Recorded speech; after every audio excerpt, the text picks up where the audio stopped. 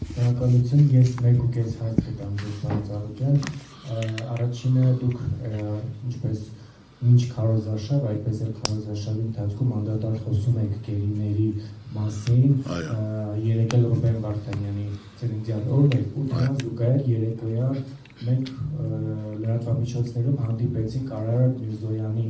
այսպես ասենք, ռեպլիկը գերիների հարցի վերաբերյալ, իրեն հոգնեցրել է կարծես թե այդ հարցը եւ մեջբերում եմ ասում է ծնգլ արեցիք այդ հարցը տալով, նախ դուք ինչպես եք մեկնաբանում սա, արդյոք հնարավոր է հանրապես մեկնաբանել տեղի ունեցածը, հաշվի առնելով, որ իրենք ասում են, որ ամենօրյա ռեժիմով աշխատում են, տեսանելի չկլինեն եւ այլն, եւ երկրորդ հարցը ենթադրենք ընտրություններն արդեն ավարտված են եւ որոշակի փոփոխությունների որոշումը կախված է բացառապես ձեզանից, դուք առաջին փոփոխությունը որ կիրականացնեք, որն է լինելու, շնորհակալություն։ Լավ, այդ փոփոխությունը թողենք, այդ հարցին պատասխանեմ գերիների հետ կապված, դրանցնենք այլ։ Ուրեմն ամենակարևորը ես ասեմ, հիմնական ցանկացած մարդ, հայ, ղեկավար, պատասխանատու կամ Հայաստանի բնակչի համար գերիները դա գիշերները նորմալ չէ, որտեղ դա մեր պատվի խնդիրն է, մեր արժանապատվության խնդիրն է։ Ինչքան էլ դու ուզում ես մեծ խոսի, բայց տակը որ դու նայում ես, կան քո զինվորները, կան քո նախագահները, գեներալները, որ այնտեղ են, դա արդեն ինստինկտիվ դու ոչ մի բան ոչ կարաս գլուխդ բարձր պայես կամ ասես, պետք է այդ հարցով զբաղվես։ Ցանկացած սիրելի լրագրողներ, լուծում ունի, չլուծող խնդիր աշխարհում չկա, ես դա ասել եմ մեկ անգամ եւս ասեմ։ Հարկավոր է զբաղվել, հարկավոր է դիմել, այո, պետք է ասենք թե Ալեքսանդր Գրիգորիչին էլ, Լուկաշենկոին էլ դիմել, Վլադիմիր Վլադիմիրչին դիմել, Տրամպին էլ դիմել, Մակրոնին էլ դիմել, չկա խնդիր, որ լուծում չունենա։ Այսինքն չզբաղելն է կամ դադար խոսելը կամ չկարողանալ այդ ծանրության տակ մտնել։ Հարց չկա, լուծում չունենա։ Հարկավոր է զբաղվել, հարցը կարգավորել, դիմելով, դա միջնորդով կլինի, չգիտեմ ինչը ոնց կլինի, եթե մենք գնում ենք խաղաղության, եթե մենք գնում ենք զիջումների, եթե մենք անգլավներ ենք տալիս։ Խի Ադրբեջանից մի հոգի մեզ մոտ չկա, մենք սաղ տվել ենք, բայց մերոք ընդեղ ես կարամ հասկանալ, կարա մի հատ լրագրող ինձ բացատրի դարդարացի մոտեցումը, հա? Օրինակ հարցը քեզ եմ տալ, դարդարացի, հա? Եթե մենք փակել ենք արդեն եղբայրություն, ճանապարհ ենք բացել, մենք բենզին ենք բերում, ցորեն ենք բերում, եղբայրություն, սահմանները դա, բայց եթե տենց ուրեմն այդ հարցերը պետք է փակված լիներ, ես այն անգամ էլ ասեցի։ Եթե այսօր կա խաղաղություն, ստորագրած, երաշխավորած խաղաղություն, թող այդ թուղթը ներկայացնի հանրությանը, ժողովրդին, լրագրողներին։ Ես ասեմ, եթե կա, ես ներողություն խնդրեմ, ասեմ, տես կա, ես չեմ իմացել, որ երաշխավորած խաղաղություն կա, որ եթե Ալիևից ստորագրած է, որ ինչ որ կա, բոլոր տարածքների ամեն մեկը մեկինն է, ով որ ներախուժ է մեր տարածքը հետ է գնալու, լիարժեք ձեր տալու ու իրար հետ համագործակցելով որպես հարևան պետություններ, ինչ եղել անցած լինի։ Ես կհասկանամ, բայց որ այս վիճակով դա չի կարող երաշխավորած խաղաղություն լինի, որ խաղաղությունը մենք արդեն ձեռք ենք բերել, չկա այդպիսի խաղաղություն, խաղաղությունը պետք է լինի երաշխավորած խաղաղություն,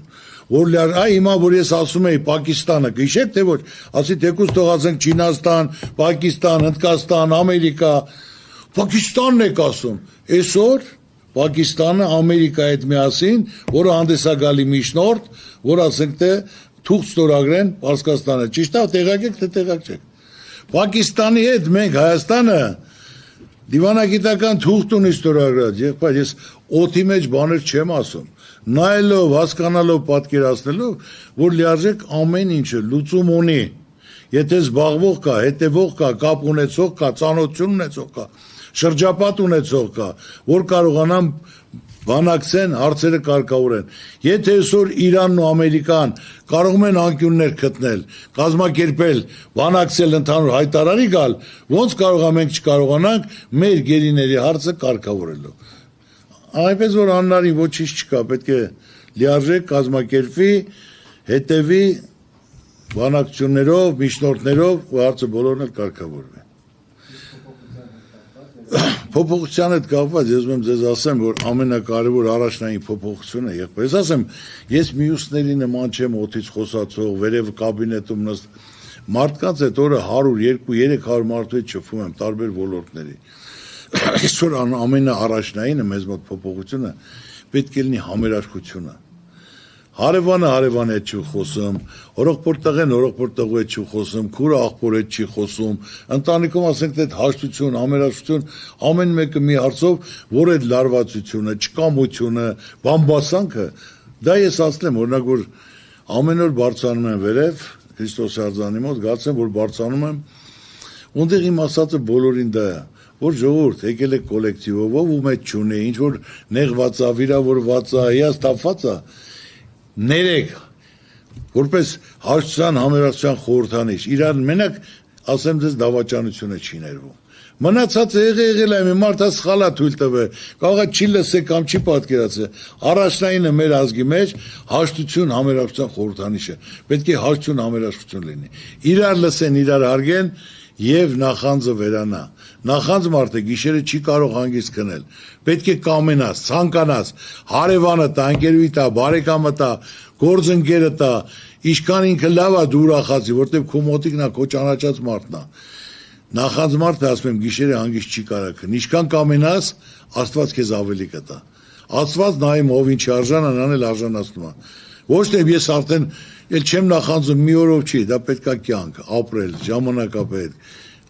ամիսապետ, տարիապետ, որ դու լիև բարի լինես, կամեցող լինես, Աստծո կամոք